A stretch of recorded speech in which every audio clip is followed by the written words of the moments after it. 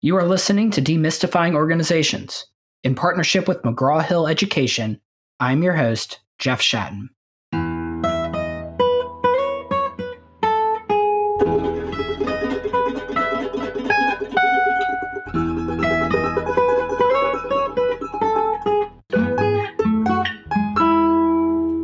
My guest today is Eugene Soltes, who is the Jakurski Family Associate Professor of Business Administration at the Harvard Business School. Eugene has been widely quoted by the media, including in the Wall Street Journal, Financial Times, and Bloomberg. He has fascinating work on corporate misconduct and fraud, which culminated in the book Why They Do It, Inside the Mind of the WhiteCollar Criminal, which is an in-depth look on white-collar criminality. The book explores why often wealthy and successful executives engage in deception.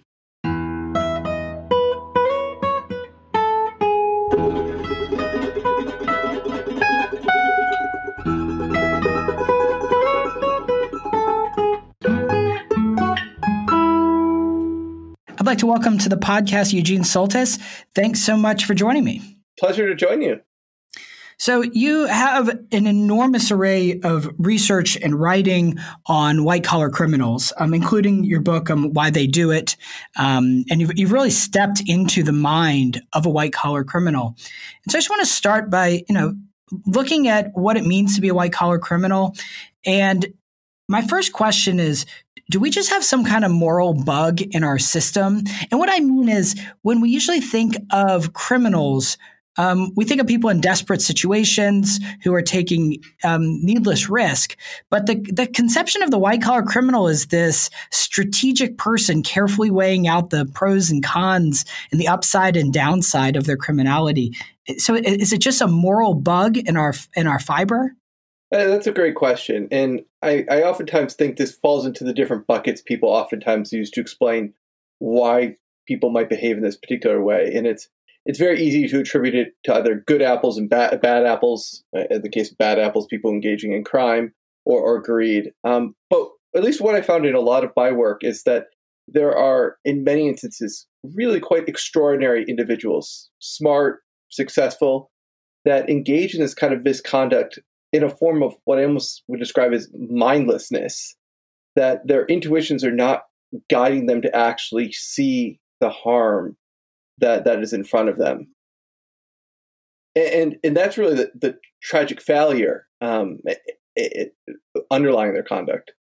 So is it just that if we think of a typical criminal, right, a robber, the onlooker of a robber has a visceral response to that robbery, right? We can put ourselves in the mind of the clerk behind the counter and what that experience might be and the trauma that would result from that. And yet when we think of a corporate criminal, let's say somebody fudges a number on their an Excel sheet, or they misrepresent earnings, there's still damage done, but it's done to shareholders, which is a pretty vague idea. I mean, say that to the public, that the shareholders are damaged. Is it just that it's not visceral? We just don't feel it when we think of a large group of people? That's absolutely the case in many instances. So take something like insider trading.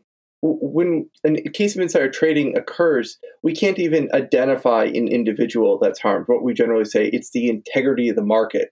And so that's not going to have that same gut reaction as being as harmful as causing harm to another individual. And what I absolutely believe about many of these executives who engage in white conduct is they are reasonably well socialized individuals and would not think of causing physical harm to another individual, nor, and I spent a lot of time with them, would I be ever particularly worried that they would steal the wallet out of the back pocket of my pants. But that's because all those are kind of close, physical, psychologically intimate actions, which is very different than fudging a number as you described, or something like insider trading. These are very, very abstract harms. Is there anything that can be done for executives to help that not be as abstract? And maybe not just executives, also the public? Yeah, so I think this is one of the challenges. I generally think we need to almost create some, what I think of as artificial norms on top of our imperfect intuitions to have us stop falling down the slippery slope. One of the people I actually discovered in the course of my research, which it probably has forced me to think much more deeply about how we try to confront this, is the case of Ben Horowitz, a well-known venture capitalist out in California. And for one of his tech ventures, he hired a new CFO.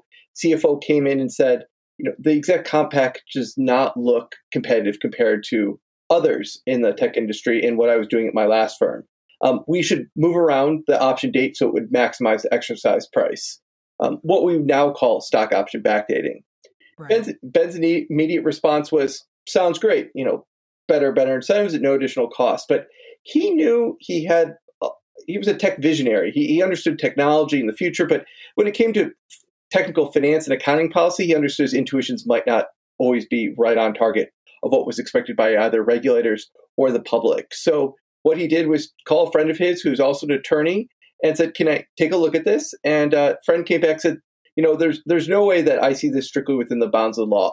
I don't recommend it. And for that reason alone, Ben went back to his CFO and said, you know what? I know other people are doing this. I know you did this at your prior firm, but I don't feel comfortable.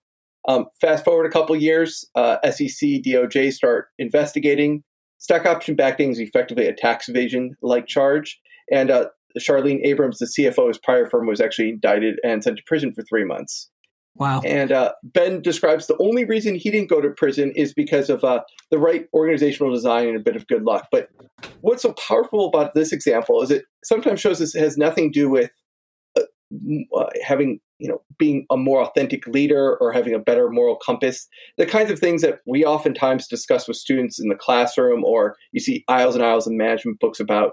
This just comes to Ben was able to understand where his intuitions were imperfect, and he was able to put a process into place to help intercede, falling down that slippery slope. It's kind of like setting up a checklist, right? So one of the practices for surgeons in the OR is to just have a checklist, and it's mandated that they go over every time that they have a procedure, 10 different things that need to happen, and they go through that checklist, kind of like that to prevent fraud. Exactly. And when we talk about processes and controls and compliance programs, none of these things are particularly what I call sexy topics as compared to authenticity and leadership. But when it comes to some of these types of issues, what really stops people, particularly very smart people, are these processes that not only protect the firms, but protect individuals from themselves. And so much of what you write about is that people aren't. There are several people that you featured that were not aware really about what they were doing in terms of damage. Yeah, and there are cases of true regulatory gray. I'll give one of my favorite examples about insider trading is that there were a couple analysts from Capital One who actually took credit card basically files that were internal and came up with a hypothesis that people, when they were buying more burritos and tacos from Chipotle, would actually see Chipotle stock go up the following quarter. So what did they do? They wrote, this is a nice little algorithm of searching credit card statements, millions of statements. Right. And so they started buying some options. And in fact, it did have a lot of predictive power, just looking at Capital One clients and their purchases. Sure. Now, this was ultimately discovered by the SEC, and this is pretty clear insider trading. They were misappropriating information from their employer for personal gain. But the ironic part about this is if Capital One was to sell this information to a hedge fund, for example, which is the kind of thing that there are companies that sell this kind of data to hedge funds for millions of dollars, and then a hedge fund analyst was to perform the exact same analysis, do an elaborate textual search and buy some options, this wouldn't be illicit. Right. It seems like such a technicality.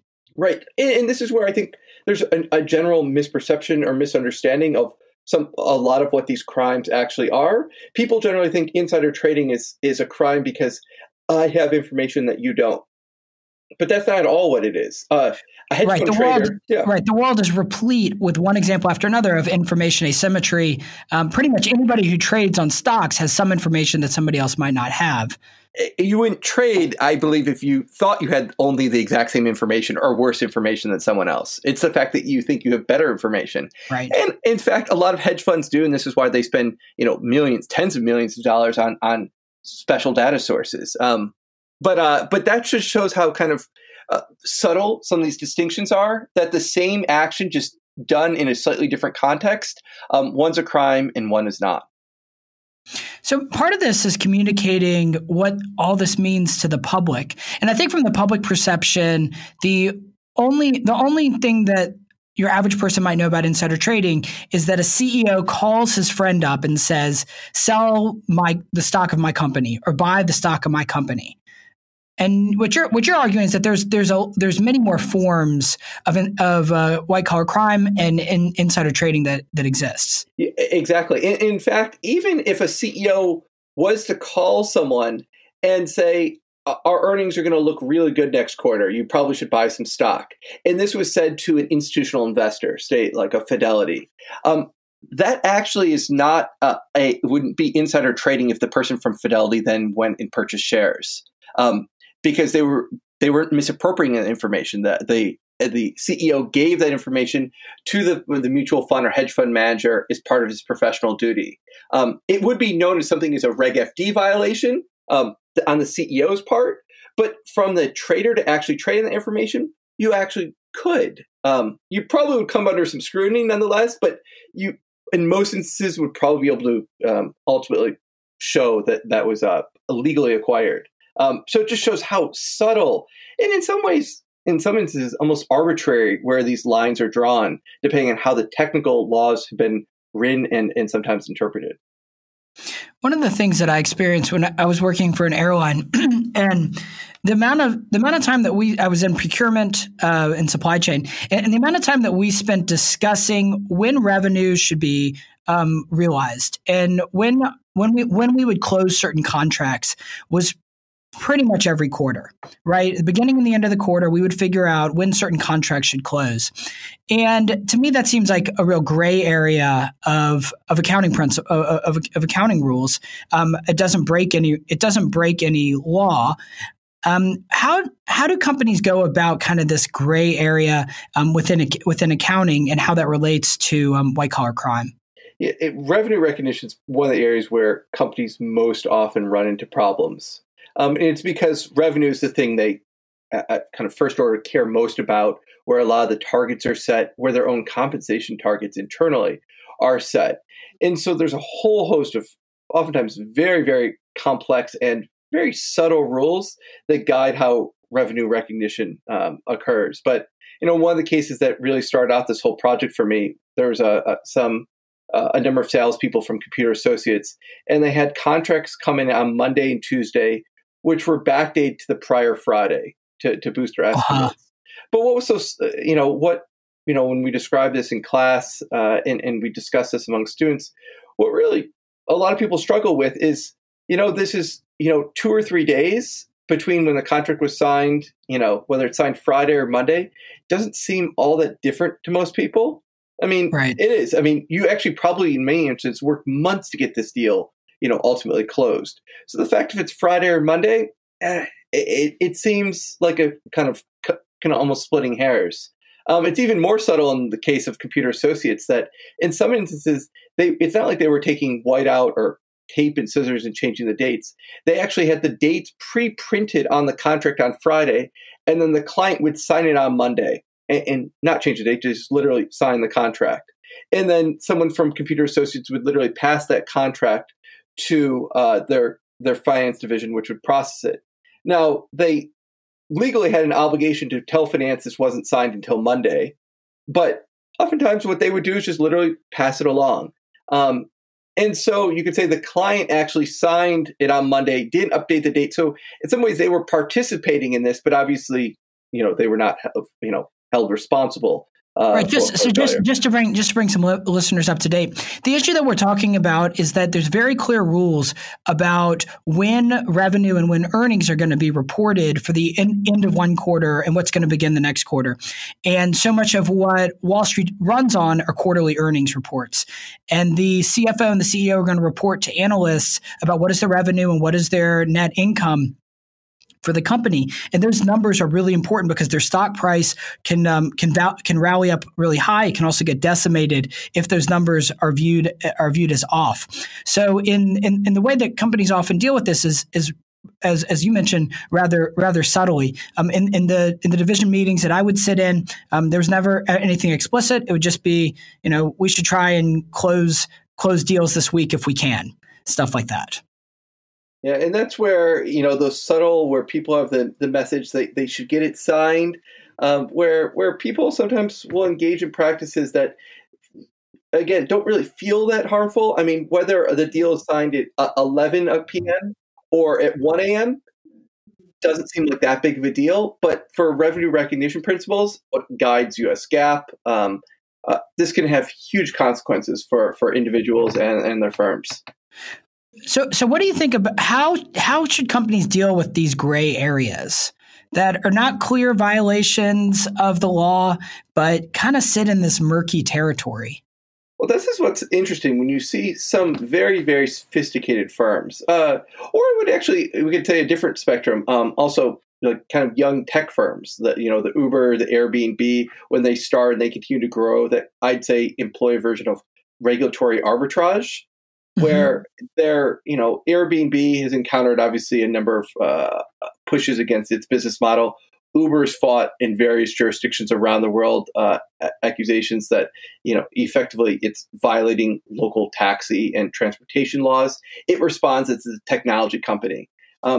Attorneys would call this litigation risk. That you create a business model and you push aggressively, and you see where the cards fall.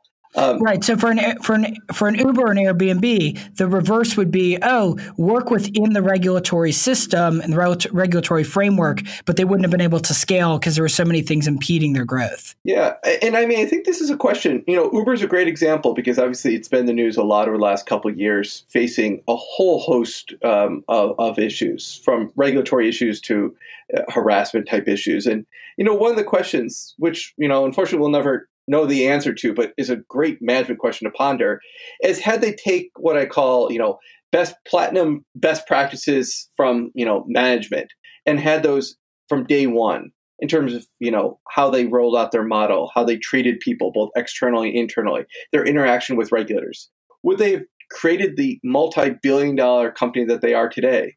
Some people, I think, would like to say yes, they could have, taken the high road on when they had these choices and still create this amazing company. A lot of other people, and I think there's some good arguments to be made, had they taken the more conservative route, someone else would have pursued a more aggressive route, and we would never have known of Uber. And it's actually cutting those corners that allowed them to become that company. And this is why they're doing Uber 2.0 now, is actually now kind of fixing that house. Right. So they took the ask for forgiveness, not permission model of business development. That's a perfect way of putting it. But we see a lot of tech firms. I mean, that's almost kind of the history of tech firms. It's starting out a business in your garage, which would violate zoning laws. We look at the history of Facebook. We look at Microsoft. A remarkable company, but it was rooted in a variety of antitrust issues. Kind of right in the 90s. So this has been a common model of companies that are big and ambitious. But that's maybe okay for a tech company. But as we see, for example, like Theranos, a big fraud that now major motion picture in progress. Really good book that I recommend. Yeah, Bad Blood, an amazing book. Yeah. This is not how you'd want to run a healthcare company. Move fast and break things, ask for forgiveness. That's not what we expect for an airlines. That's not what we expect for a healthcare company. So different business models. I think we give different latitudes around. So I want to step back into the mind of the white-collar corporate criminal. So you discuss some of the personality attributes. Is it just a self-control issue that's happening with people who, I'm thinking of the few people who do go down that road, whereas most do not. So if we want to think about what differentiates them, is some of it just self-control? Yeah, there's certainly a self-control element, but at the same time, we should see that there are certain leaders. I think of those from McKinsey is a good example. Raj Gupta, Neil Kumar. These were people who succeeded in McKinsey by all accounts, with integrity and thoughtfully and successfully for decades. And so they're not individuals that you could say were characterized by low self-control and were always cutting corners. You don't become, in Raj Gupta's case, the managing partner of a firm like McKinsey without actually having a great deal of control time and time again over decades. But that's what makes, his mistake and failure all that much more, I think, humbling, is that someone with that aptitude actually could, 20 some seconds after a Goldman Sachs board meeting, actually convey proprietary information that he just learned to a hedge fund trader. And so why does he do it? Well, so this is where, coming back to the mindlessness and failure of intuitions, is that to actually understand and think about the harm at the moment that's actually going on is something that I don't think he just simply identified at the time. I mean, when we do case studies, and I actually have a case study on Raj Gupta, I mean, what makes the case study much easier if you were to put him in that position or any student is that we identify the problem. We're going to spend a half an hour or an hour discussing it, and we're doing it in a group, a room with different-minded individuals. In practice, none of those three elements actually exist when most of these ethical decisions are being made. Decisions are made quickly. They're made individually, or if they're in a group of people that think similarly, and no one points out that that's actually a salient issue. It's one of the 100 other choices that one is making kind of implicitly at any given moment. And so I expect that it's something that arose, but not something that ever highlighted that, the alarm never went off. Because one of the things with the Raj Gupta case that strikes me is that he was wooed in a way, right? And it's incremental in nature. Exactly. And I think relationship. So the relationship is developed. It's not like somebody came to him and said, "Look, I'd like to give you $1 million for inside information." How does that sound? He would have slammed the door in that person's face, but it was, he was wooed over time and then slowly asked for more and more information. So the next piece of information doesn't feel that much different than the one before. And then after a while, you turn around and he's giving pretty substantial inside information. Is that a fair assessment? Yeah, that's exactly. And for Anil Kumar's case, I think your assessment's spot on. That had he originally approached and said, "Here's money, here's the information I need," there's I think no doubt that Anil would have said absolutely not, and would have identified that. And it's a slippery and incremental change that evolves slowly over time. Which is actually what the hardest part, I think, for managers to watch is we don't notice those changes if they occur so gradually and so subtly. It feels like a normal conversation. Right. And they've developed a relationship, so they've developed certain levels of trust.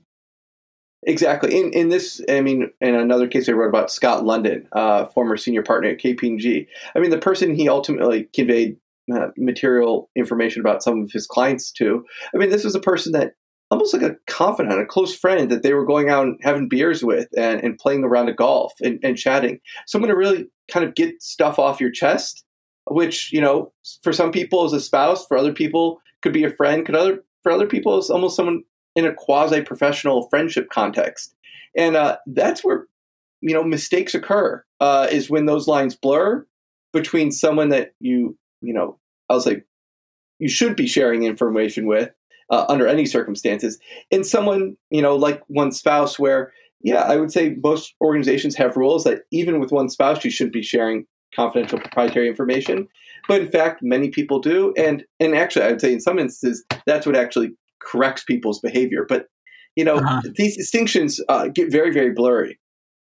Are there white-collar crimes that you've come across that really surprise you, that you think, whoa, that one's kind of crazy? Well, so I actually recently wrote a paper. I'll put it differently, where I do a lot of analysis of internal firm violations now for large companies. So we're talking large, like Fortune 100 companies with 100,000 employees, and looking at their internal hotlines, look at all the internal reports and investigations. I basically can show that once every 3 days, approximately, there is an issue that we would call corporate misconduct or corporate fraud. Bribery, financial fraud. So I think the public perception is that this stuff happens to firms that are sloppy, and this is stuff that then pops on the headlines of the Wall Street Journal and the SEC and DOJ take care of. But I would say the front lines of this are actually firms' internal programs to manage this, because this kind of stuff, granted, we're not talking billion-dollar frauds here, we're talking much lower level. It's happening all the time. And that's probably the aspect that has forced me to step back and think, if we really want to tackle these issues, we need to start thinking about this is stuff that's happening, day in and day out. Even at great firms, and I should note, none of the firms that I'm talking about and did this analysis with have faced any SEC DOJ sanctions. So Sure. these are what we'd call the good guys, and the good guys have an issue every couple days. Right. So, and it makes sense on some level, right, that if you have 20,000 people in a company, a certain percent are going to engage in illegal activities. That seems just the law of large numbers.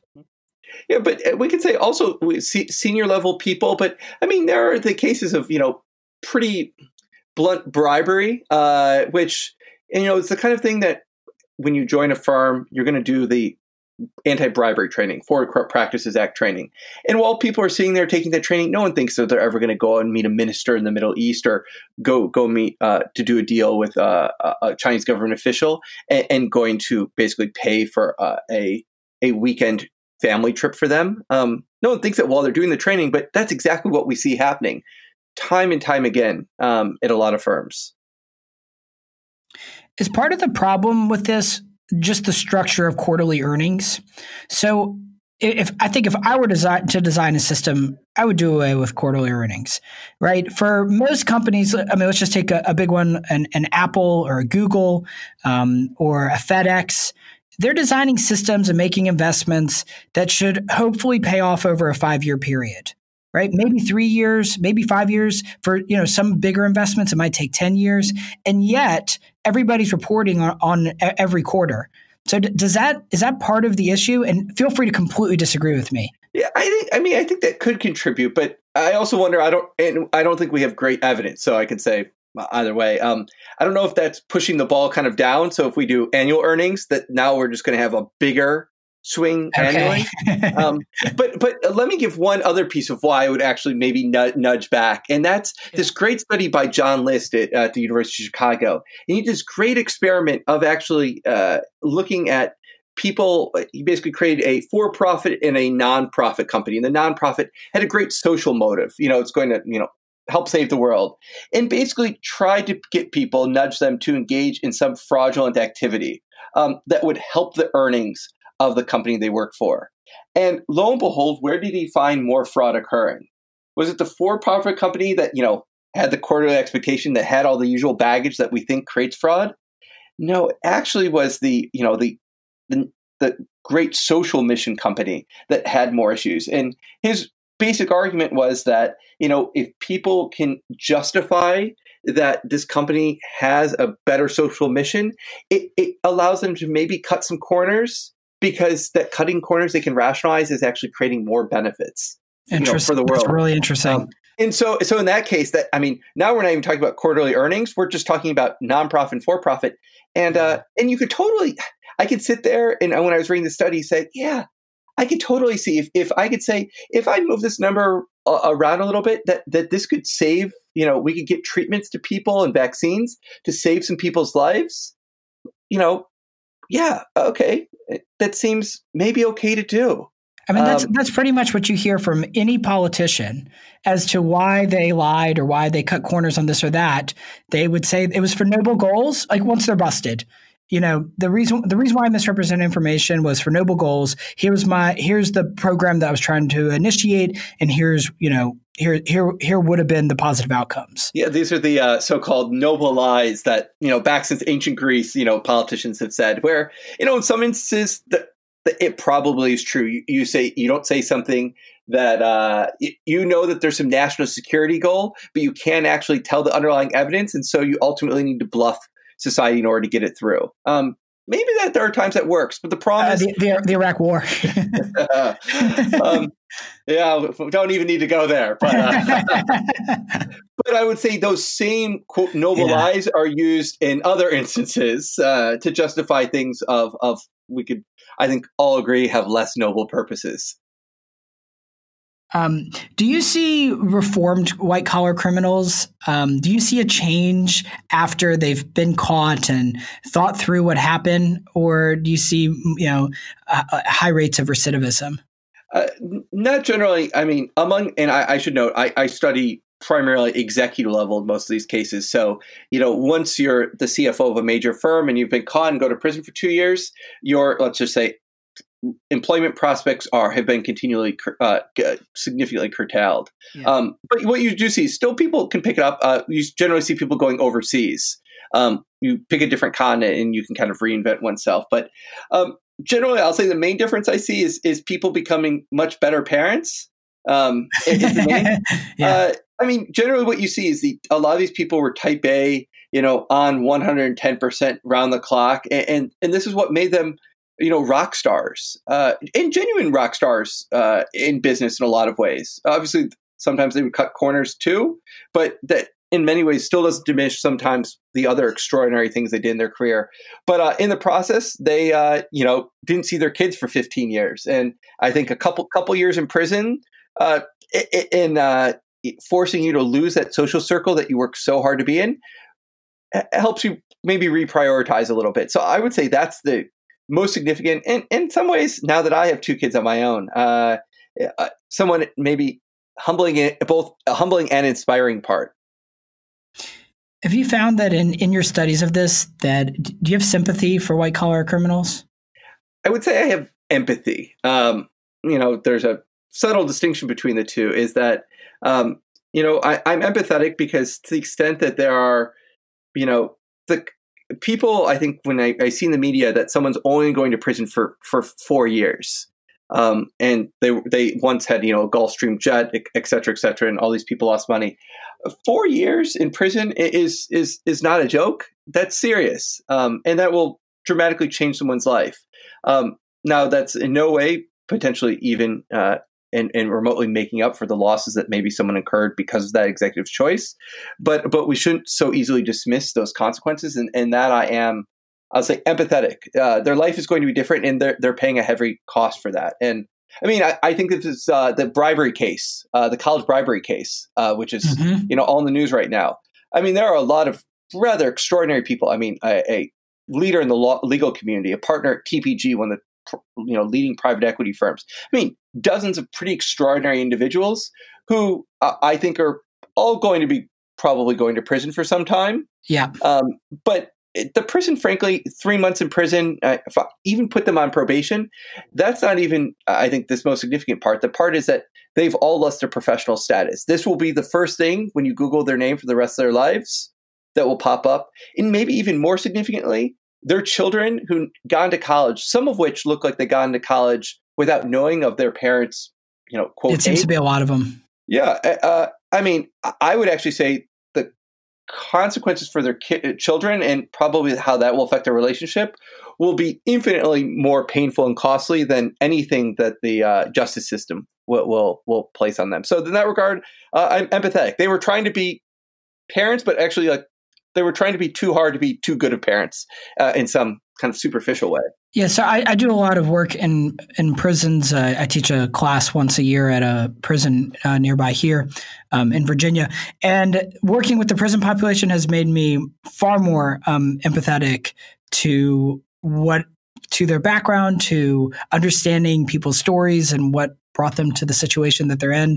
I don't have much experience with white-collar criminals, but I've definitely grown a lot from my working with the population. What do your students, I'm just curious, what do your students think? Because this is just an absolutely fascinating class that you teach. What do they think about doing this? So just to give listeners an overview, so I bring 10 Washington and Lee students to take a leading teams class with 10 inmates at a medium security prison. The inmates vary. It's maybe half of the class is in for murder. So they're serious offenders. What do the students think? For them, it's the most impactful thing that they do in college. It's their most reflective time. It challenges their comfort. It makes them, feel, in many ways like, and sometimes uncomfortable, never unsafe, but sometimes uncomfortable, and it provides a lot of growth for them. It's probably mutually for everyone in the room. I mean, the people who are incarcerated and students, a pretty exceptional experience that I've never heard anything even similar. So just amazing. Yeah, no, the inmates, they get a lot out of it. I mean, we have, 400 applicants for 10 spots within the prison. This is like one of the most elite institutions in the country right now, class-wise, to get in. I was also wondering, so given your expertise on fraud, how do you make investments of your own? How do you view the stock market? Do you trust it? How does this impact your own behavior? That's a great question. Well, I think before I started into this, I did my PhD at Chicago, and the home of efficient markets, and so I learned to not invest in individual stocks. Do what any academic I think ought to be doing, which is investing in kind of indexes, so ETFs, S&P 500. The main decision is, do you want to invest more in emerging growth stocks, abroad, or more things here at home, which is kind of more the allocation decision. But I avoid individual stocks. In part, one, because trading is bad. We know we have so much evidence around that. But two, my own work is, a lot of the organizations where, I'm both working with and interaction with regulators.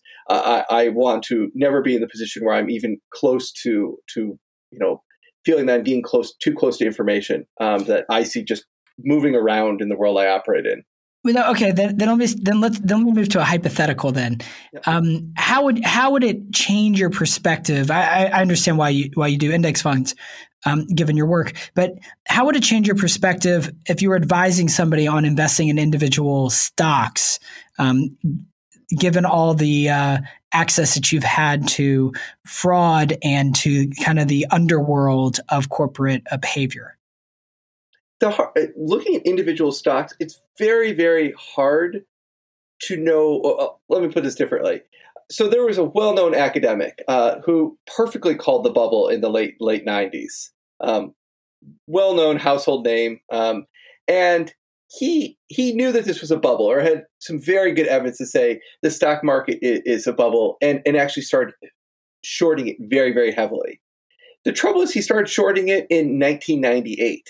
Which, if you started shorting this market in 98, you're going to get a zero. Yeah. Your loss seemed like they were going infinite. And what he did was close out his positions in mid 99. He was absolutely right about what, but not when. And that's about as best as I think a smart person gets without some kind of privileged access or special data. Not necessarily, and I'm not saying illegal data, but the kind of data that if you work at a hedge fund, you start getting satellite data looking at, parking lots and things where me and you and most individual investors are not getting access to that kind of data. And so what we're left with is the kind of things we read on the Wall Street Journal and the New York Times, which, is what everyone else has.